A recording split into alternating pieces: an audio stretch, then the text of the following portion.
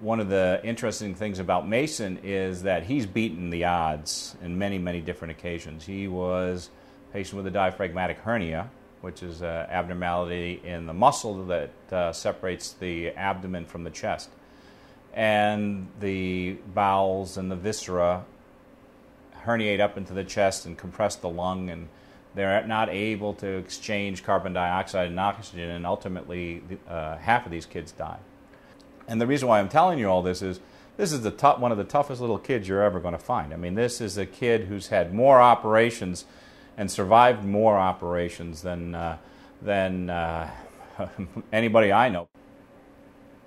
We met Dr. Pagoli when I was 22 weeks pregnant and started talking about if Mason did make it through, what that would look like for him. He was very honest, didn't sugarcoat things, but was very, as consoling as you can be, you know. So from that point, Mason came here, and pretty much what he said would happen, happened. We, from the beginning, have felt so blessed to have this hospital. In looking at kids like Mason, the biggest indicator of survival is where you are. It's location. These kids cannot be transported. Typically, that's when they die. So if you're in a facility that isn't as advanced as we are in diagnosing and preparing for these babies, the chance of your baby surviving is not very good. Mason had gotten to the point where he was not doing well at all, and we came in and they were handbagging him, and I think we realized how bad things had really gotten, and they made the comment, "Oh, there's plenty of us here to keep doing this. We can do this as long as we need to." So, to me, that really meant a lot to me, and I think that was probably the most emotional time for me, when they were willing to figure it out, and people would step in and keep going. And we actually think it's funny that we walk in here and we know where everything is. It's kind of like you go home and you take your shoes off and you put your stuff down, and we feel that way here.